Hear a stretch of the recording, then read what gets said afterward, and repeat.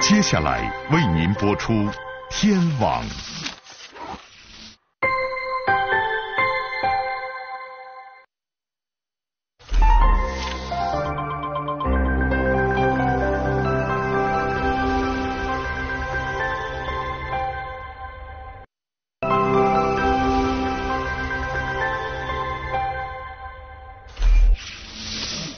光天化日，猖狂男子持刀抢劫金店，精心伪装，闹市黄金劫案究竟何人所为？28小时火线追踪，警民联动布下天罗地网，克服重重障碍，警方如何撕开嫌疑人伪装？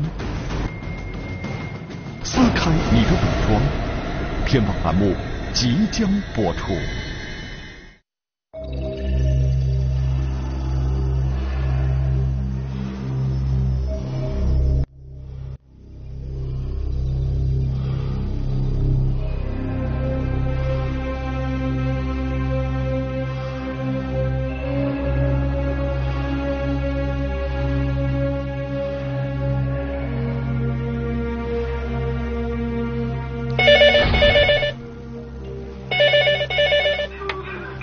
喂，我好险，好险，不理解他呢。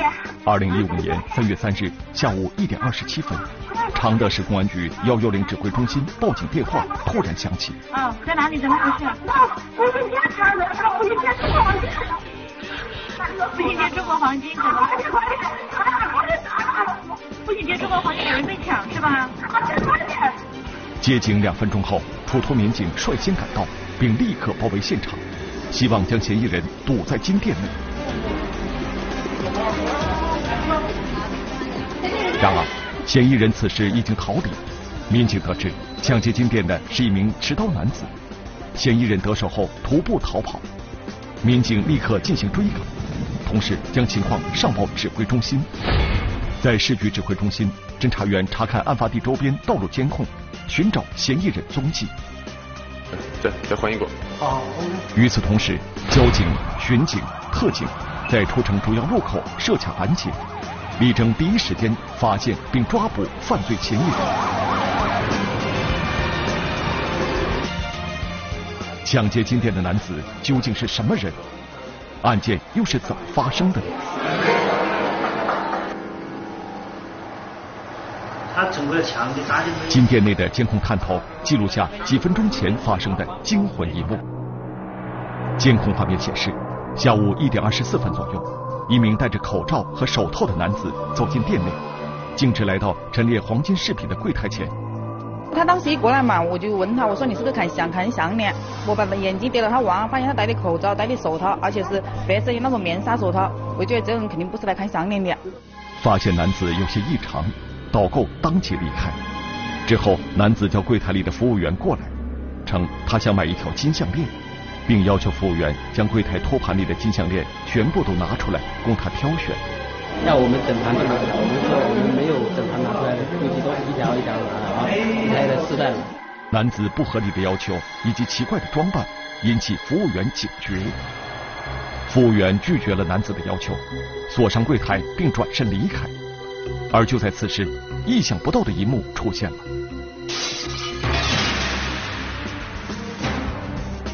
男子突然从怀里抽出一把砍刀，朝柜台玻璃一通猛砸。男子抓起一把金项链，转身快步离开。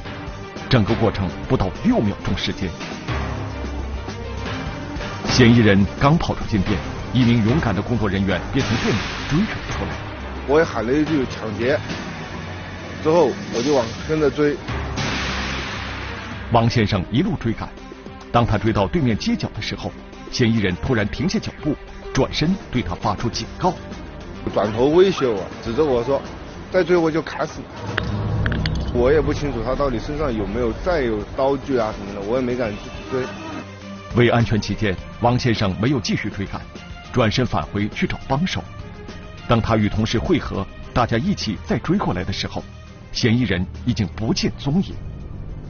嫌疑人究竟是最后是怎么逃离的？他也没看清楚，有没有交通工具搞不清楚。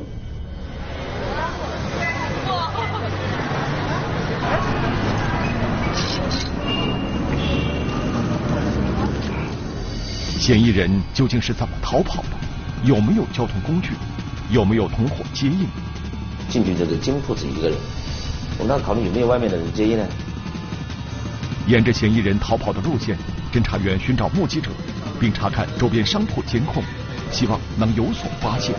你们往东边追，我们往西边追，可以配合。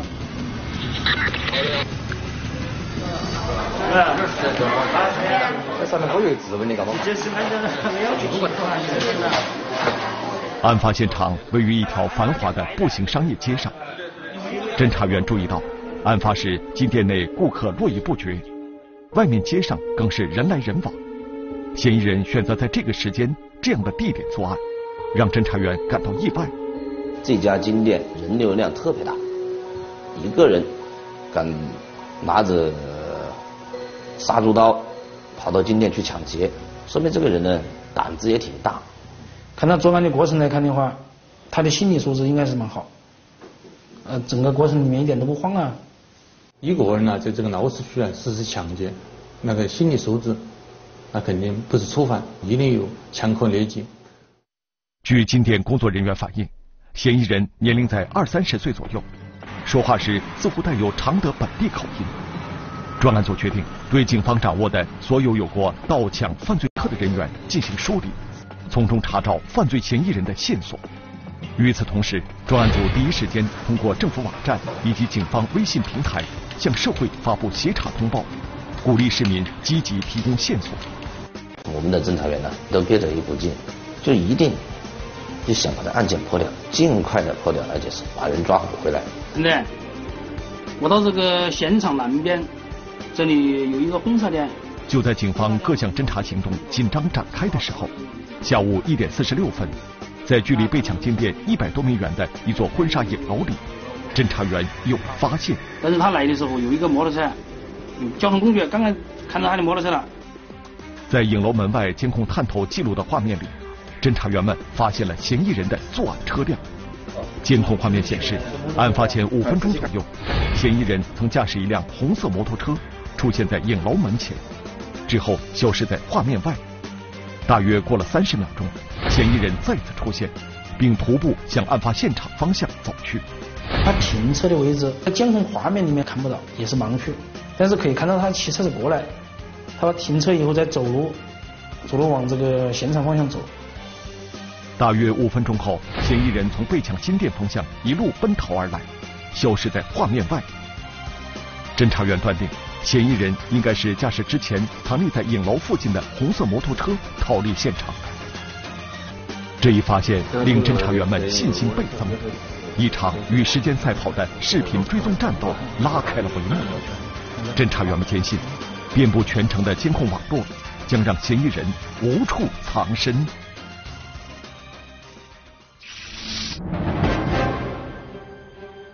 狡猾男子，繁华闹市持刀抢劫。他来的时候有一个摩托车。轨迹追踪，警方能否锁定嫌疑人藏身地？你从哪里来，从哪里走，我们的监控能够把他抓到。突遭障碍，一段岔路为何令侦查员头痛不已？视频监控还没覆盖在那一块。掉头啊！掉头了！半路掉头，男子反常举动背后究竟隐藏着什么玄机？撕开你的伪装，天网栏目正在播出。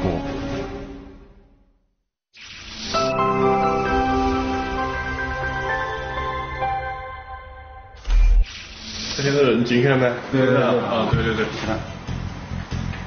应该是停车。停车了。对。2015年3月3日下午，一名蒙面男子在湖南常德市区持刀抢劫金店，出现了。得手后，驾驶一辆红色摩托车疯狂逃窜。视频侦查员回放沿途道路监控，跟踪嫌疑人逃跑轨迹，希望能够找到嫌疑人的下落。此时，距离案发已经过去半个小时，大家心急如焚。手机不停地响，就是大首长啊、局长啊、各级领导还经常就不断打电话过来，就问，这个人在哪里啦？追到什么地方啦？有那么几分钟都有点不敢接电话了。尽管时间紧迫，但是侦查员们只能一个探头接着一个探头进行查看，容不得半点急躁。他们相信，遍布常德城区的视频监控网络会让嫌疑人现出原形。从2013年起，湖南常德市委市政府大力推动城市数字化防控体系建设，在全市范围内新建了2000多个数字高清探头。与此同时，公安交警部门投资8000多万元建立起智能交通指挥平台，这一切为警方打击犯罪提供了坚实保障。只要你有交通工具，我们发现了你的踪迹，你从哪里来，从哪里走，本公司的监控能够把它抓到。犯罪嫌疑人在逃跑的时候，在离这个侦讯现场还比较近的时候，他一定是伪装的。离这个现场很远以后，他可能把口罩啊、手套都丢弃掉啊，然后我们有视频的时候，就能看到他的清晰的这个影像。嫌疑人究竟是什么人？逃跑过程中，他会不会逐渐放松警惕，最终将蒙在脸上的口罩摘掉呢？侦查员期待着那一刻的出现。步行街金店遭到抢劫的消息迅速传遍整个城市，案件引发市民们的强烈关注。在警方发布网络协查通报之后，不到1个小时的时间里，这一信息的点击量就超过了10万人次，转发量超过了50万人次。整个全常德城都在疯狂的转发这个微信圈，很多市民就在热烈的讨论这个案件的嫌疑人是谁，坐的什么车，什么特点，他就是按照他们平时的生活经历或看着电视里面的看刑侦小说，他们帮警方的破案。市民们的积极参与带给警方破案的信心，同时也让侦查员感受到无形压力。监控画面显示，嫌疑人作案后从步行街一路向东高速逃窜，用了不到10分钟时间，就已经逃离出主城区，来到距离现场10几公里外的郊区一条公路上，并继续沿公路向南逃去。侦查员注意到，沿着这条公路向南不远处有一个岔路口，沿公路向南直行便进入德山开发区方向，而这条岔路却通往另外2个完全不同的方向。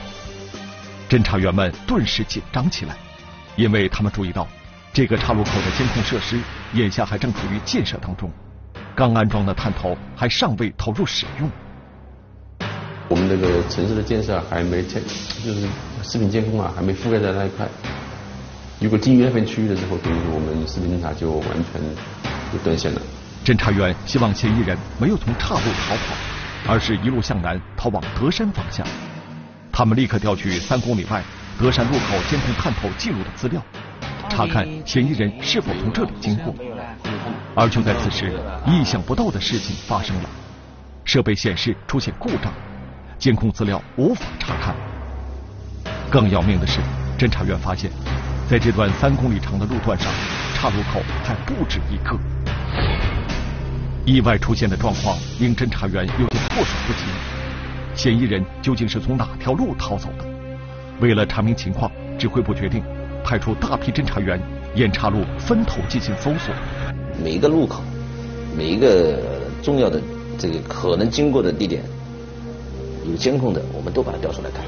与此同时，视频侦查员对嫌疑人作案前的活动轨迹展开倒查，结果发现，嫌疑人是在作案前20分钟左右，从城外同一条公路、同一个路口进入常德市区。这一情况令侦查员大失所望。犯人也是从那个路口来的，但是就是他之前那个路口是哪里还是不清楚。尽管无法追查嫌疑人的来路，但是侦查员在梳理嫌疑人进入案发现场的整个活动轨迹过程中，却发现了嫌疑人的一个奇怪举动。他靠边的，掉头啊！掉头哪儿呢？掉头的现象啊！监控画面显示，案发前，嫌疑人驾车进入城区，原本是一路向西，直奔步行街作案现场方向而去。可是下午1点09分，当嫌疑人经过一处路口时，突然向路口内张望了一下，像是看到了什么，或者突然想起了什么事情。之后，嫌疑人猛然掉头，驾车拐进了旁边的街道，并消失在街道尽头。大约过了4分钟时间，嫌疑人又驾车原路返回，之后直奔作案现场。10几分钟后，嫌疑人持刀抢劫了步行街中国黄金金店。嫌疑人去往作案现场的路上，突然改变行车方向，进入一条街道，并足足消失了4分钟时间。嫌疑人的这一举动令侦查员感到困惑。他那个时间点又距作案时间又非常近了，这么短的时间他要去哪里呢？侦查员立刻赶到嫌疑人消失的街道实地进行查看。侦查员注意到，嫌疑人消失的这条街道两侧除了居民区，剩下的就是为数不多的一些小商铺。侦查员决定对这些店铺进行走访。过程中，一家售卖刀具的专营店引起了侦查员的兴趣。因为现场嘛，我们这个提取了一把这个嫌疑人用的一把杀猪刀。这把杀猪刀经过我们观察，是一把全新的，从没使用过的一把刀，样子一看能出来是把新的。侦查员注意到，这家店铺售卖的一款刀具与嫌疑人作案时使用的刀具外形特征几乎一模一样。莫非嫌疑人的作案工具就是在这里购买的吗？据刀具店服务员回忆，当天中午店里的确卖出过一把这样的刀子，但是对买刀顾客的印象他十分模糊。侦查员注意到，刀具店内安装有多处监控探头，这一发现令侦查员十分兴奋。我们分析脱下的可能性很大，因为你这样一个装扮去买刀的话，你会一般的，特别是那种比较敏感的地方嘛，买刀具店嘛，他这样子他会不会卖给你，是不是？根据经验，石峰推测，嫌疑人在挑选购买刀具的过程中，有可能会放松警惕，进而会摘下脸上的口罩，或许还会留下其他更多的线索。这一念头让他看到了希望。路上我们都比较兴奋，我们几个视频组的人都比较兴奋嘛。这下可以看他的真面目了，看他到底是什么样子。傍晚6点钟左右，侦查员石峰赶到刀具店，他调出店内监控录像进行查看。监控画面显示，中午1点11分左右，一名男子快步走进店内，径直走向摆放刀具的货架。根据男子的穿着特征，石峰一眼便认出，此人正是他们要找的犯罪嫌疑人。而且令他更加兴奋的是，嫌疑人走进店里时，脸上似乎没有戴着口罩。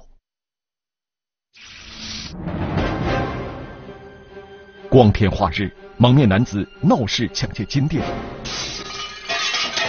一个人在这个闹市区实施抢劫，那个心理素质，那肯定不是初犯，一定有前科劣迹。刻意伪装，嫌疑人蹊跷举动背后究竟隐藏怎样的玄机？我是外地流窜的，不一定知道那个地方有卖刀的。执着搜寻，究竟发生了什么，会让侦查员如此兴奋？一下子我们一个同事一下子不着一拍桌子，就是他到这里来了。绝处逢生，警方如何撕开嫌疑人的伪装？特别沮丧的那种感觉，沮丧，感觉好像自己做错什么事，做错事情了。撕开你的伪装，天网栏目正在播出。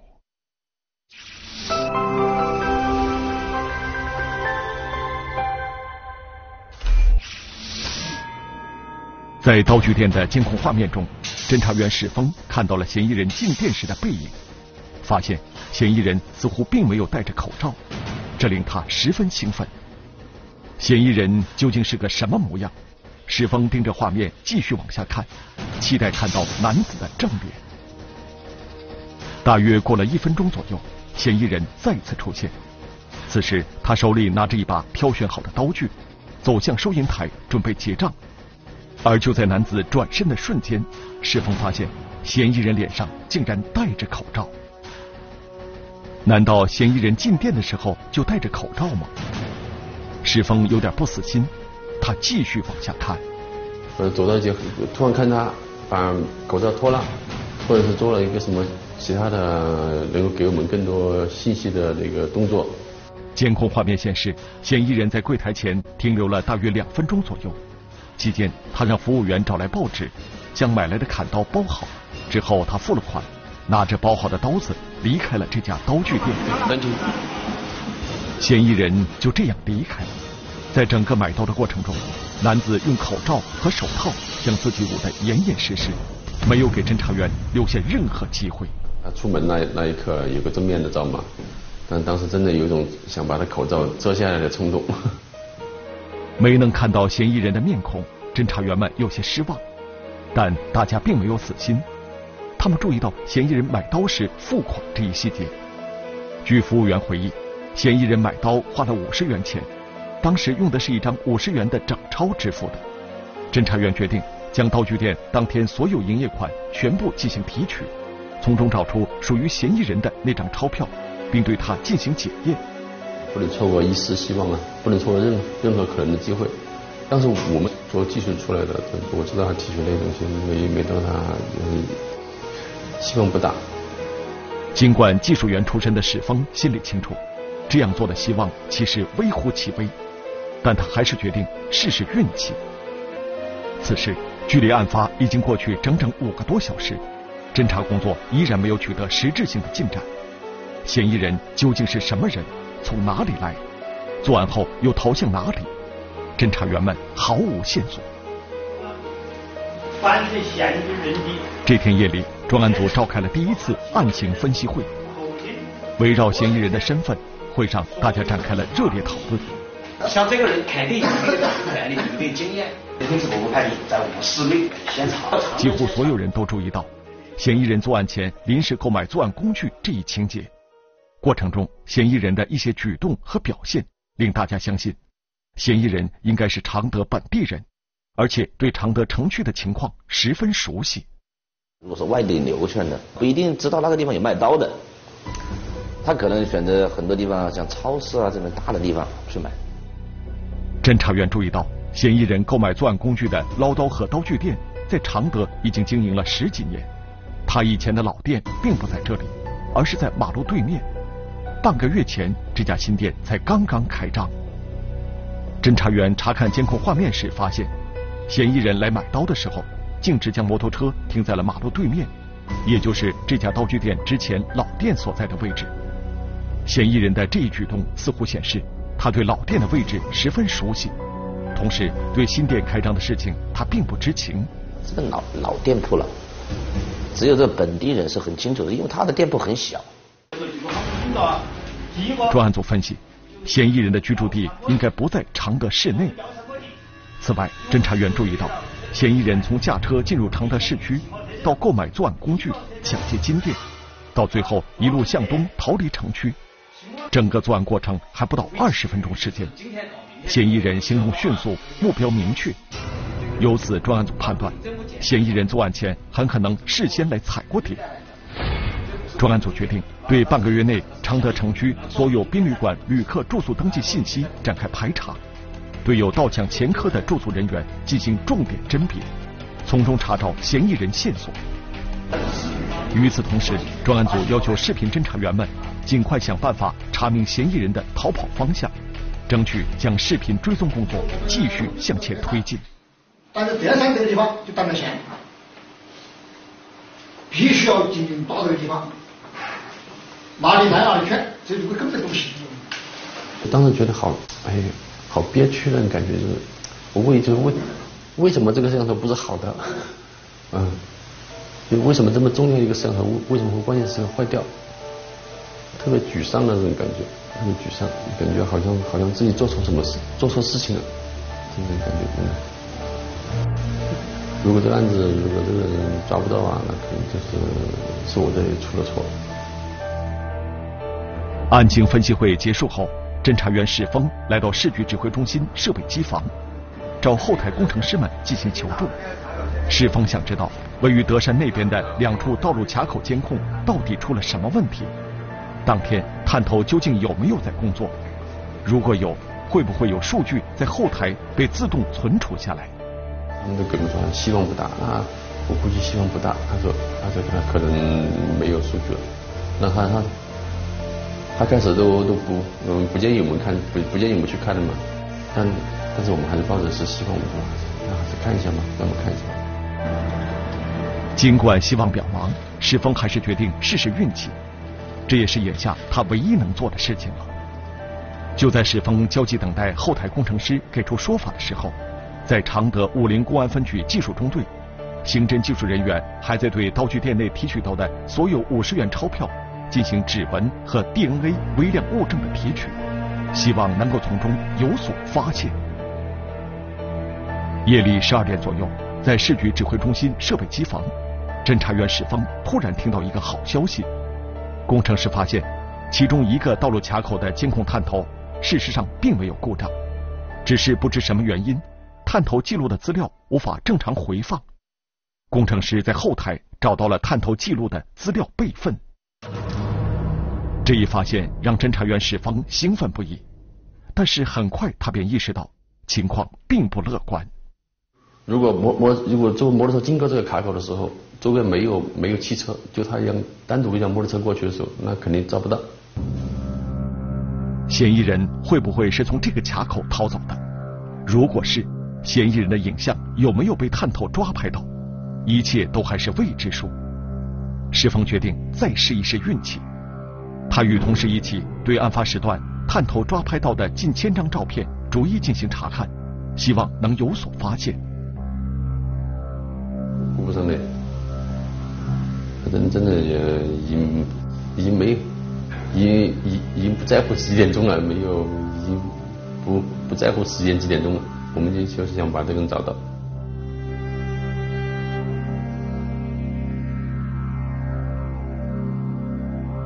在查看了近1000张照片之后，侦查员们终于有了出乎意料的发现。在其中一张照片里，他们看到了嫌疑人的身影。哎，就是啊，就是这个人。一下子我们一个同事一下子不找，一拍桌子，哎，就是他到这里来了，过桥了。监控画面显示，嫌疑人出城后并没有走岔道，而是沿着公路进入德山开发区，并继续向南逃离。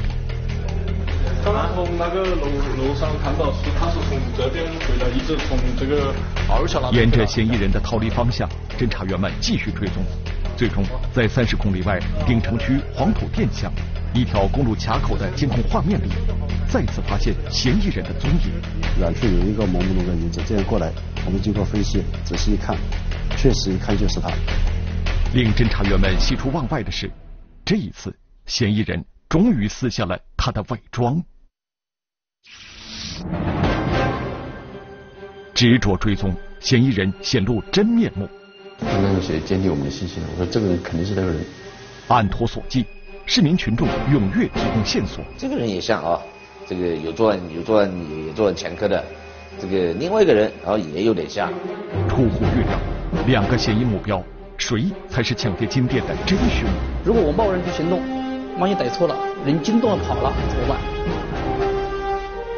撕开你的伪装，天路栏目正在播出。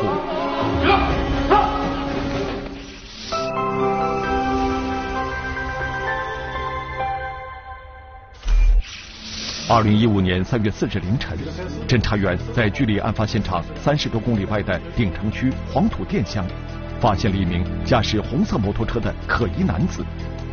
根据监控画面中出现的红色摩托车以及驾车男子所穿鞋子的特征，侦查员断定，此人正是抢劫金店的犯罪嫌疑人。看他脚上那双鞋，一模一样。刚刚有谁坚定我们的信心了？我说这个人肯定是那个人。在连续追踪15个小时后，侦查员们终于看到了嫌疑人的庐山真面目。专案组注意到，嫌疑人作案后一口气逃到30公里外的黄土店乡，直到跑了这么远，嫌疑人这才去除了伪装。显然，此时的嫌疑人应该自认为已经到了安全区域。由此，侦查员推断，嫌疑人的落脚地很可能就在附近。指挥部立即调集警力前往黄土店乡展开侦查。此时天才刚刚放亮，一夜没有合眼的侦查员们此时没有丝毫倦意。嫌疑人究竟是谁？怎么找到他呢？马上就去德山公安局的民警，然后德山的这个机关的领导干部啊，村支书的干部，把他们动员起来，我将我们的这个协调通报发到他们的手机上，他们再通过他们的朋友圈的转发。专案组决定通过微信朋友圈转发的方式，将嫌疑人的视频截图发送到黄土店地区每一个派出所民警、每一名乡村干部的手机上，希望有人能够认出嫌疑男子。与此同时，侦查员对黄土店区域有抢劫犯罪前科的人员重新进行梳理，通过特征比对寻找嫌疑人线索。微信协查通报发出不久，专案组就接到了多名群众打来的举报电话，反映认出了画面中的男子。然而，令警方没有料到的是，群众提供的线索并不一致。有人说，画面中的男子与回龙桥村一位姓胡的村民长得十分相似。还有人认为，嫌疑人应该是该村的一名吸毒人员周某。这个人也像啊，也做前科的。这个另外一个人，然后也有点像。群众提供的2名嫌疑对象，一个30多岁，另一个20来岁。专案组注意到，2名嫌疑对象都有过犯罪前科，而且2人住在同一村庄。他们中谁才是抢劫金店的犯罪嫌疑人呢？这2个人呢，就可能呢隔得比较近。如果说一旦抓错了的话，就会打草惊蛇。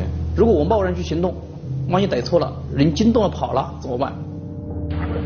为了找到证据，确认嫌疑对象，专案组决定派侦查员进行化妆侦查，重点查找嫌疑人作案时所骑的红色摩托车的下落。很快，侦查员便有了发现，在吸毒人员周某一位亲戚家的院子里，侦查员发现了作案车辆。他的摩托车正好停在他家门口，这辆摩托车和我们视频里他的摩托车一模一样。至此，警方确认25岁的吸毒人员周某具有重大作案嫌疑。侦查发现，嫌疑人周某当时正和他的父亲在山上放羊。为了确保抓捕行动不出意外，专案组决定守株待兔。2015年3月4日傍晚，经过近5个小时的蹲点守候，嫌疑人周某终于回到家中。指挥部一声令下，抓捕行动开始了。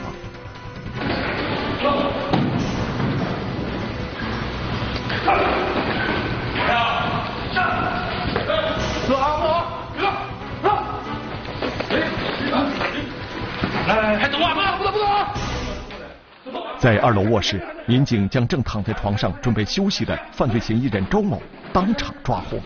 进去的时候啊，这个犯罪嫌疑人呢，还戴着耳机啊，在床上在听歌。在周某的床铺上，侦查员当场找到2条被抢的黄金项链。把他的被子翻开的时候，就露出来2根崭新的黄金项链。我们当时心里就说了，那肯定没抓错，就是他吧。其实我们心里知道这个人是他，但是真正发现2条金色的项链摆在面前的时候，哇，就感觉这个就感觉这个无人呢突然，就感觉什么感觉？就是晴空万里的感觉，一下子豁然开朗了，就明白了这事儿有结果了，行了。除了部分被抢赃物，在周某家中，侦查员还当场搜出嫌疑人作案时穿过的衣服、鞋子，以及用于伪装的一副口罩。至此，经过28小时昼夜奋战，常德步行街金店抢劫案成功告破。犯罪嫌疑人周某，男，25岁，湖南常德鼎城区黄土店回龙桥村村民。此人有吸毒史，2009年1月还曾因寻衅滋事接受过劳动教养。审讯中，周某对抢劫步行街中国黄金金店的犯罪事实供认不讳。据周某交代，作案前他曾经进行过多次踩点，之所以选择这家金店，是因为他发现这家金店没有保安，而且柜台也没有安装钢化玻璃。案件发生后，在公安部门的督促下，被抢商家吸取了教训。如今，这家金店已经加强了安保防护力量。当时的玻璃是普玻，后面现在全部换成那种防爆玻璃。一起发生在常德闹市区轰动一时的抢劫金店案件，在常德警方的不懈努力下，在常德市民群众的积极支持下，仅用了28小时便成功告破。就在嫌疑人被抓获的那一刻，负责宣传工作的民警欧明松在现场第一时间将案件侦破的消息对外发布。就画了一句话啊，嫌疑人已于晚6时在锦城区黄土店人赃俱获，就发了个一句话新闻。这个时候呢，微信圈又是到了第二个这个疯狂的这个点击量了，这个东西马上又被刷屏了。所以我们这个事儿呢，刷屏了2次，第一次是发泄露通报的时候刷屏了，第二次我们这个人抓获以后也刷屏了。不论处在什么状况下，都不能放弃。时间是这个市民警察的生命线嘛，我们要做的就是不要错过每一秒。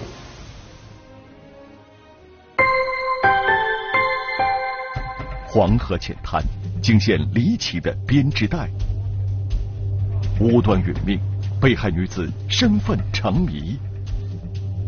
是什么让原本幸福的家庭变得支离破碎？